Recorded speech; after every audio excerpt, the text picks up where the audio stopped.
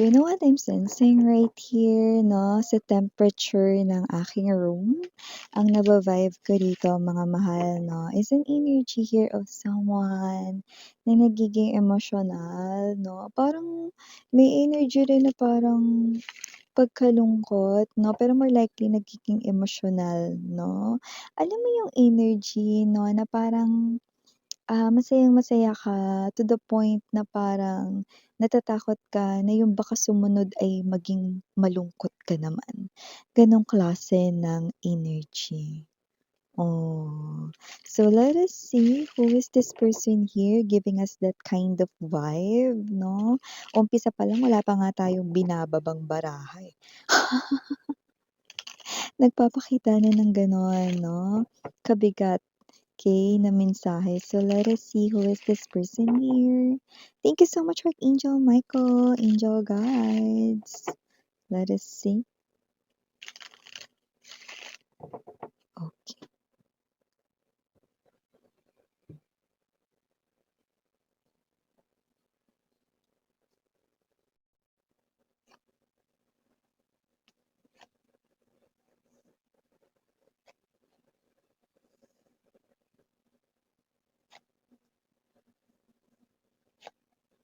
Oh. Alam mo kung sino yung ko-connect mo, napakalaki ng kaniyang heart, 'no, napakalaki ng pagmamahal niya sa'yo, 'no, pero napakalaki rin ng takot niya rito, ayan, oh. Mamaya sabihin ko sa inyo, kung sino ito, okey? So, halo naman ito, may energy ng bagong pag-ibig, may energy rin ng mga, nagbalik, 'no, kaya naman malaya kayo na piliin, 'no, alin man kayong senaryo nagfo-fall doon. Center of the reading, Four of Swords.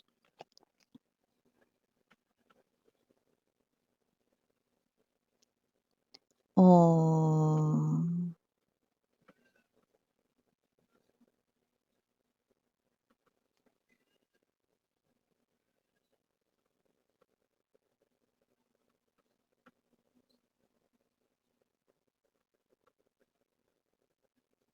Okay. So, kung sino man ito kagaya ng pauna kong sinabi 'no, ito yung klase ng energy na napakalaki ng pag-ibig niya sa'yo 'no, at, gano'n na lang din kalaki 'no, yung kanyang takot dito with the moon energy, you know, okay. Na mawala kayo rito sa kanya dahil Ten of Swords energy, Seven of Coins 'no, lagi na lang daw siyang iniiwang mag-isa, lagi na lang daw siya rito 'no, na 'pag nagmamahal ng sobra, nawawala din sila. Oh. So, yun nga na nakikita natin dito, may energy ng new love, puwedeng bagong tao ito na ngayon. With the Ten of Coins energy, nakikita ka niyang ganyan, sweetheart. Ibig sabihin nakikita niya yung future niya sa tabi mo, okay. There's no one else, there's none other than you, 'no, okay. Na gusto niya ritong makasama hanggang sa habang buhay, 'no, pero palagi na lamang siyang iniiwan, 'no, palagi na lang siyang nasasaktan when it comes to love. Seven of Coins energy, lahat daw ng pinahalagahan niya rito nawala, 'no? Pinagtaksilan, umalis lang din, 'no? Hindi sa kinukumpara ka niya doon, 'no, pero andito na naman siya sa punto ng parang masayang-masaya siya rito dahil in love siya 'no, pero natatakot din siya rito 'no, na baka ang happiness na ito 'no ay matuldukan na naman 'no. So nagpa-process siya rito dun sa fear ng kaniyang trauma 'no, na nakikita natin dito na hindi pa talaga magaling.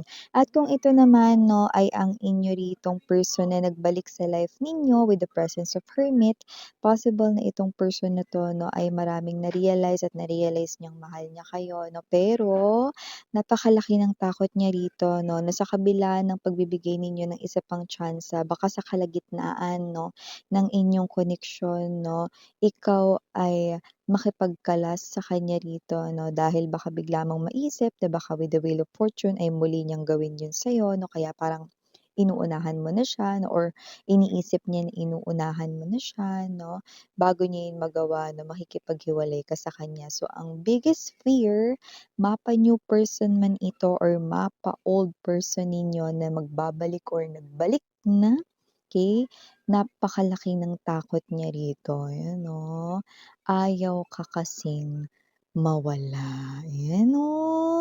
So, bago natin ipagpatuloy 'no, ang napaka-emosyonal at napaka-sentimental ng taong ito na kumukunik sa inyo, batiin muna natin lahat. Hi and hello there everyone, my name is Yan.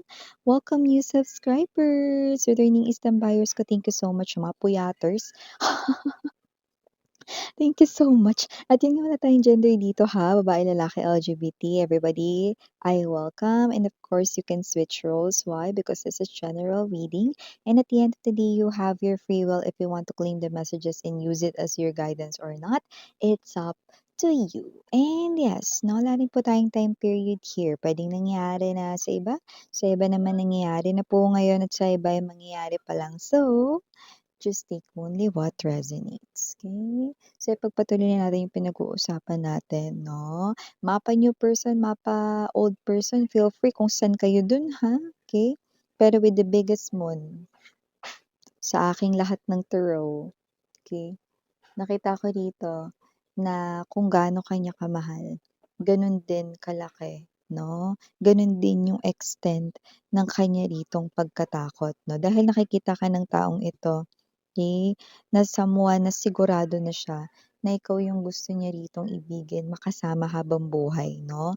And with the Hierophant energy 'no, alam niyang minamahal ka na niya or na-realize niyang mahal ka niya 'no, alin man ito sa iyo rito 'no, na person sa life. But definitely isa itong klase 'no ng sitwasyon 'no, na parang feeling niya with the Four of Swords energy isang napakagandang panaginip 'no, pero sana 'wag mag-turn into nightmare for him or her because nag-build na siya rito, nag-create na siya rito 'no, ng, desisyon sa kanyang sarili to keep you in his or her life because he or she loves you. Pero ganito din yung naramdaman niya dati, nagmahal din siya 'no, ng iba ngunit pinili siyang pagtaksilan at iwanan 'no. So, nakikita natin na itong tao na 'to ay natatakot siya 'no, dahil ito siya nagmamahal ng muli 'no, at ikaw ang kanya ritong minamahal 'no, okey. Hindi sa hinuhusgahan ka niya rito pero kasi nagre-resurface dito yung kanyang trauma na hindi gumaling-galing 'no. Pero alam mo ang maganda rito, because the Four of Swords is an indication 'no, na ikaw na yung talagang tamang taong makakapagpahilom ng lahat ng mga sugat ng kanyang nakaraan. So, definitely very healing connection yung nakikita natin 'no, na maidudulot mo dito sa tao na 'to hindi lang basta comfort kundi healing 'no, paggaling 'no.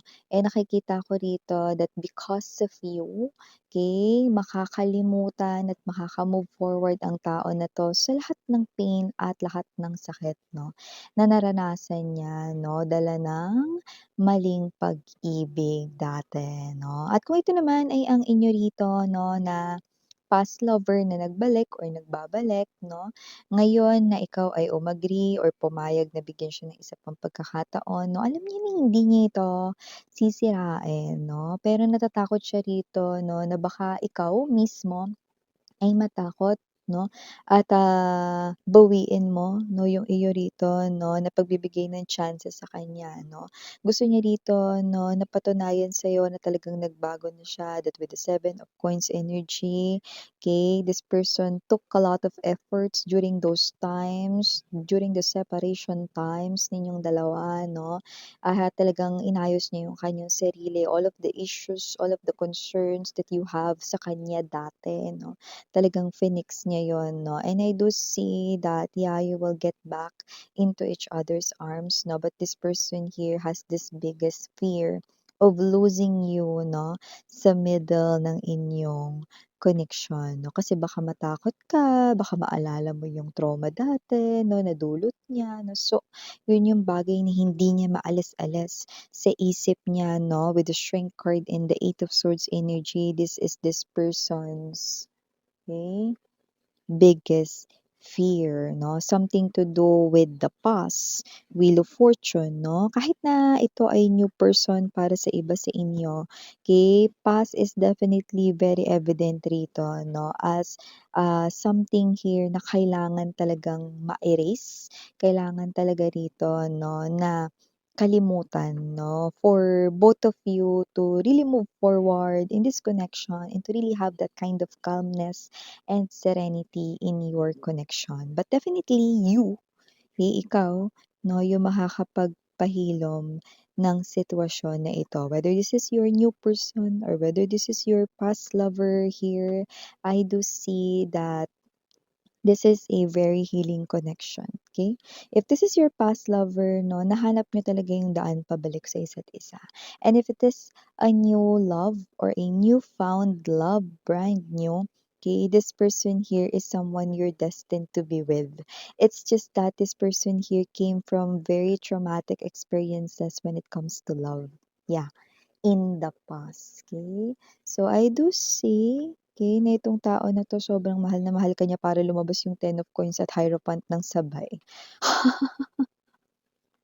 I just can't explain it 'no, but this is beyond, sorry about the pagkagulo 'no ng ating camera 'no. This is beyond explanation right in here. This is something here 'no, na talagang this is true love. This is amazing, no? This is something here, no? Infinity and beyond, very unconditional, no? So this is your destined person, and I do see that this person here is someone who really wants to have uh, a very peaceful life. Okay, when it comes to love together with you guys, no? Because if it is a new person, this person found that real love sa'yo. You made him or her feel like 'no, na na iba ka sa lahat or you brought 'no, yung confidence at best dito sa tao na 'to 'no, na tingin niya, hindi or wala yun sa sarili niya 'no, talagang nilabas mo rito 'no, yung tunay niya ritong galing 'no, and talagang sumaya siya. And sa sobrang saya niya ngayon dito natatakot siya na baka ang sunod ay iiyak naman siya. Okay, so definitely it's a huge fear, 'di ba? Scared of losing you 'no? Alam mo yung parang may kirot sa dibdib 'no, na parang, you will be emotional 'no? Okay, kapag ang isang tao dito 'no, is afraid na mawala ka sa life niya, it is because you will feel 'no, na totoo yun 'no, na totoong love na love ka niya, na totoong ayaw niyang mawala ka sa life niya 'no, and that is real love. That's why I keep on telling you guys 'no, na ang pag-ibig 'no, ay something na napakaganda. Kasi when you experience it, yes, alam mo 'no, wag niyo katakutan yung love kasi kapagka nagmahal ka talaga, tas sobrang mahal na mahal ka rin ng tao, sobrang sarap sa feeling, I'm telling you guys 'no, I'm telling you sobrang sarap sa feeling. So, nakikita natin dito that this person here is someone 'no, na nakikita ko rito na minsan, okey, napapatigil na lang siya rito 'no, parang minsan napapahinto siya, minsan nakikita mo siya rito na malayo yung iniisip niya 'no, kasi natatakot siya rito. Okey, na baka mabitawan niya rito 'no, yung diyamante at ang tinutukoy niyang diyamante walang iba kundi ikaw. So, hindi dahil sa gagawa siya rito ng kapalpakan or kasalanan or mistake 'no, hindi gano'n 'no, kundi natatakot siya rito 'no, dahil nga 'yun sa kaniyang nakaraan, okey? Pero alam mo burado na, no, bayad na, Alam mo kasi meron kasing lumabas ditong karmic debts 'no, na puwedeng bayad na, 'no, okey? Natatakot siya rito kasi nga may mga bad experiences siya sa love 'no, pero hindi 'yun mangyayari sa inyong dalawa. Because you are already his or her person, okay? Kayo na talaga para sa isa't isa yung magkakatuluyan. Kaya puwede niya na rito 'no, na hindi mag-alala, na ikalma yung sarili niya 'no, dahil ikaw na talaga yung taong para sa kanya. Oh, la la la la la la la la. So yeah, for the initials right in here, yes, we do have. We've got M, P, T, G, B, N, L, U, I, K, and last but not the least, we've got the letter Y. So yeah, these are all the messages we've got right here for you guys. Again, I'm Yuriana Ani. Sarang love and light. I know.